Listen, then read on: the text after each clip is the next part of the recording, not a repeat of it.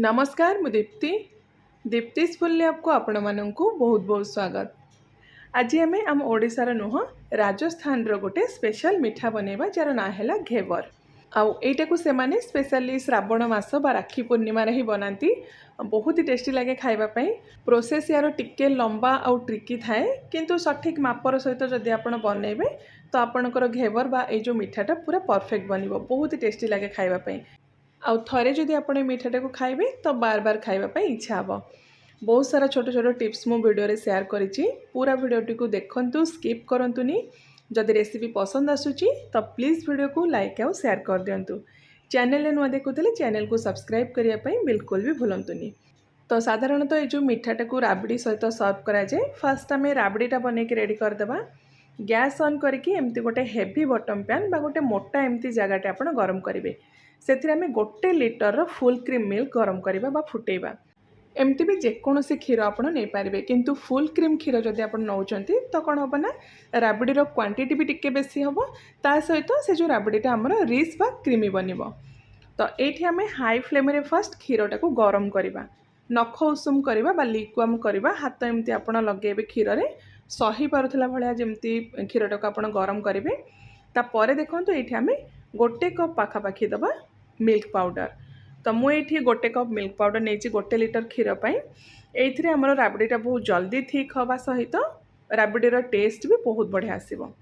तो कंटिन्यू आप एमती चलेबे अल्प अल्प करके क्षीर रे मिक्स करके पूरा जो मिल्क पाउडर को आप क्षीर सहित मिक्स करेंगे। एमती जदि असुविधा हो मिक्स करने तो कौन करेंगे ना अल्प उषुम क्षीर आप गोटे जगह को बाहर करके से मिल्क पाउडरटा मिक्स करके से जो क्षीरटा को आप पूरा क्षीर सहित भी मिक्स करेंगे। तो यही स्टेज रू आप कंटिन्यू चलेबे। मिल्क पाउडर मिक्स कर सारा पर क्षीरटा बहुत जल्दी तलू लगी जबार जली जबार चांस थाए।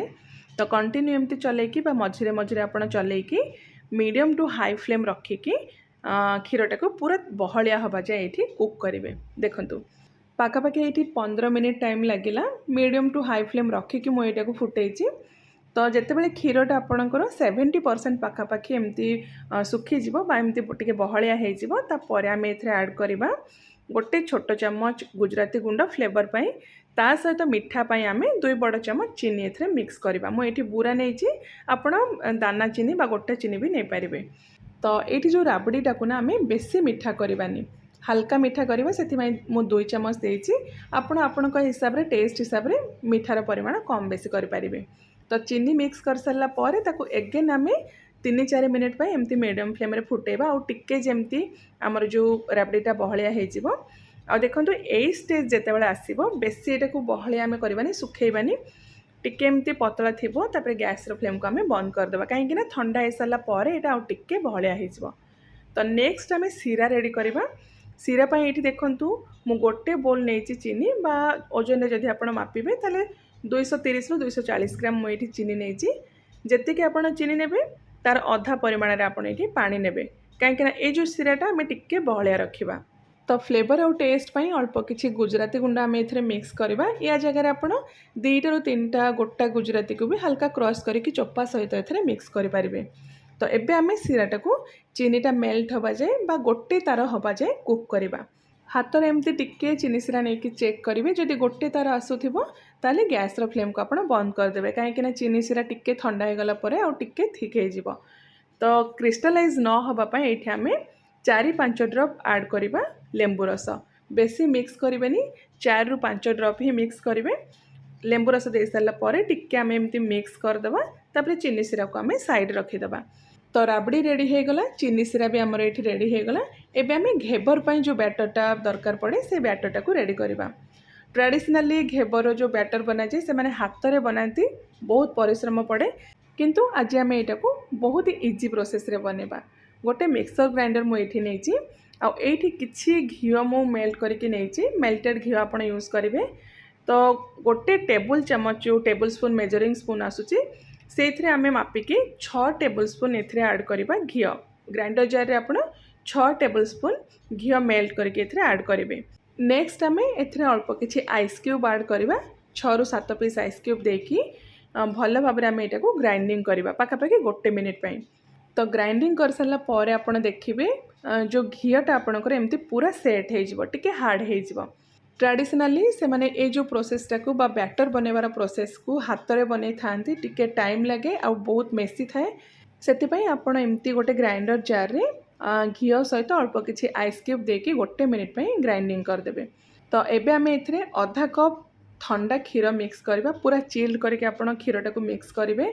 जदि मेजरिंग कप आउ चामच अच्छी तो बहुत बढ़िया से मापटा पूरा परफेक्ट आसो। आउ जदि नाही तो जेकोसी गोटे जगह फिक्स करदे चा पीवा कप बा गोटे छोट गिना फिक्स करदे से आप मापिकी ने आउ सबू इंग्रेडिएंट्स रो ग्राम मेजरमेंटा मु डिस्क्रिप्शन बॉक्स रे मेंशन करदेवी आपण सेठी भी चेक करि परिबे। तो क्षीर सहित जितेबाला घीटा को आम एगेन ग्राइंडिंग करवा घीटा आमर ये टाइप पूरा स्मूथ हो पूरा सॉफ्ट हो। तो एबे हम कौन करवा ना एथिरे मैदा ऐड करके मिक्स करवा बा ग्राइंडिंग करवा। तो टोटाल ये मु 2 कप मैदा यूज करिछि। फर्स्ट ये गोटे कप मु मैदा नौची से आम अधा परिमाण रे बा अल्प अल्प करके आपण एमती देकी ग्राइंडिंग करेंगे। अधा मैदा मु ऐड करुछि अल्प किछि ठंडा पानी देकी ताको पाखापाखि गोटे मिनिट पे आम ये ग्राइंडिंग करवा। आ गोटे मिनिट पर देखंतु ये जो मिक्सरटा पूरा सॉफ्ट हो आउ थरे आम बाकी अधा देकी अल्प किछि आउ ठंडा पानी मिक्स करके एटा को ग्राइंडिंग करवा। तो एमती आपण टोटाल 2 कप मैदा को अल्प अल्प करके बा बैचेस रे एमती ग्राइंडिंग करके गोटे स्मूथ बैटर बनेबे। तो ये गोटे कप मैदा मु मिक्स कर सारी बा ग्राइंडिंग कर सारी आउ गोटे कप मैदा देखंतु यार भी आम अधा अधा करके ग्राइंडिंग करवा। आउ सबुठु इम्पोर्टेंट जिनस है जो बैटर बनवाई आपण पानी बा क्षीर यूज करेंगे ना सेटा जमती पूरा चिल्ड हवा दरकार बा पूरा ठंडा रहिबा दरकार से बैटरटा पूरा बढ़िया बनिबो। तो लास्ट अधा कप मैदा मुझे ऐड करुच्ची ता सहित आम गोटे चामच ये बेसन नवा घरे जो नॉर्मल चामच आप व्यवहार कर गोटे चामच बेसन देदेबा ता सहित जी ठंडा पानी दरकार से देकी आउ पाखापाखि गोटे मिनिट पे आम ग्राइंडिंग करदेबा बा पूरा स्मूथ हवा जाए ग्राइंडिंग करदेबा। तो ये 2 कप मैदारे गोटे चामच बेसन सहित अधा कप क्षीर आउ जी दरकार आमर पानी देकी पूरा एमती गोटे स्मूथ आउ पतला बैटर आम बनैबा। ए देखंतु बैटर कंसिस्टेंसी एमती ही रहिबो। गोटे चामच रे एमती आपण चेक भी करि परिबे पतला कोट गोटे जेमती रहिबो सेमती आपण पतला करके बैटरटा को बनैबे। जदि आपनको दरकार पड़ुची तो आउ अल्प किछि ठंडा पानी एथरे मिक्स करि परिबे। तो नेक्स्ट हम कौन करबा ना एमती गोटे बड़ जगार पूरा ठंडा पानी किछि नेकी सेथरे अल्प किछि आइस क्यूब भी मिक्स करदबा आउ से जो बैटर आम जो जगार रखी से जगटा को आम से आइस रो पानी भितर रखीदबा कहीं बैटर को आमको पूरा ठंडा रखिबार अछि। बैटर पूरा जदि ठंडा रहिबो पूरा चिल्ड रहिबो ताले आपनकर घेवर भी बहुत बढ़िया बनिबा और पूरा जालीदार बनिबो। तो लास्ट रे आम बैटर रे गोटे छोट चामच लेंबू रस देकी भल भाव एमती मिक्स करदबा। तो ये बैटर भी आमर पूरा रेडी हो गला। नेक्स्ट ये देखंतु घेवर आपण जो जगार बनेबे बा जो जगार फ्राए करेंगे ना एमती टिके हाइट जगह नेबे से घेवर आपणकर बहुत बढ़िया बनिबो कहीं फ्राए करला बेले बा घेवरटा बनैला बेले तेलटा बाहर को आसीबार चांस थाए। तो जो जगह आप देखिए टिके हाइट थिबो सेमती जगह आप ये यूज करेंगे।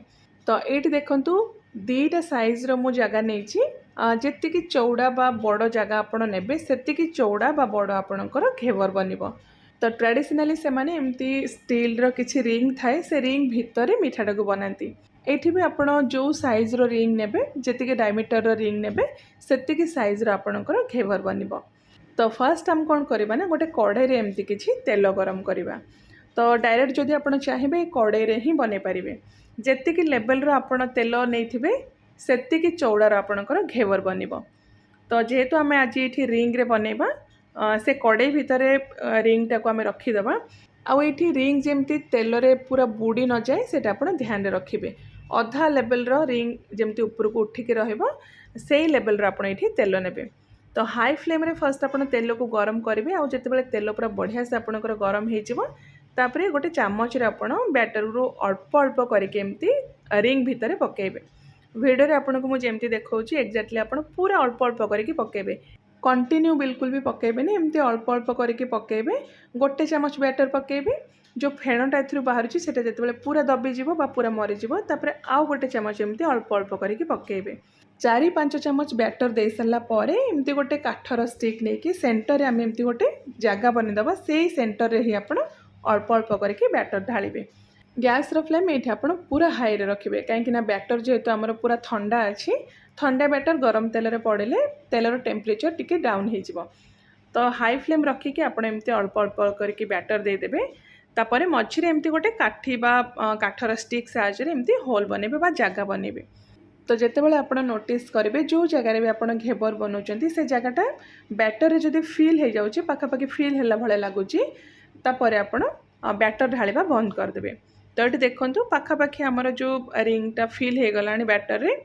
तो आउ गोटे चमच लास्ट मुझे बैटर देकी साइड रे जो गरम तेल अच्छे से गरम तेल रू आम अल्प किसी ऊपर पकईदबा। कलर जितेबाला टिके चेंज हो से जो स्टिक साहाय्य आम घेवर को पूरा केयरफुली बाहर करदे। यहाँ बहुत इजिली बाहरी भी जीव।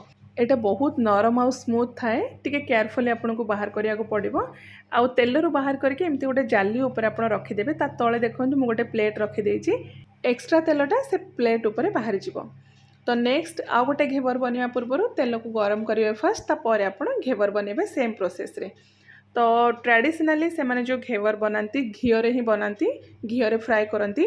जदि आप चाहिए तो यहाँ को घीरे भी फ्राए करेंगे कि बस खाली घीर फ्लेवर देवाई जदि आप चाहते तेल रे आप अल्प किसी घी मिक्स करके भी फ्राए करेंगे से खाली घीर फ्लेवर ही आसब। तो ये फास्ट गोटे दुईटा घेवर जो आप बनइबे ना टिके एपट सेपट हो पारे साइज न हो पारे किंतु धीरे धीरे जमती आप बनइबा स्टार्ट करेंगे धीरे धीरे घेवर भी आपंकर सेमती पूरा परफेक्ट आउ साइज बनइबो। देखंतु फर्स्ट घेवर अपेक्षा ये सेकेंडटा पूरा परफेक्ट बनी एकदम जालीदार बनी। तो तेल रू बाहर करके आप डायरेक्ट जाली उपर एटा रखिदेवे एक्स्ट्रा तेलटा से प्लेट उपर बाहरी जीव। तो सेम प्रोसेस रे फर्स्ट आप सबू घेवर गुड़ाक बनईकी रेडी करदेवे।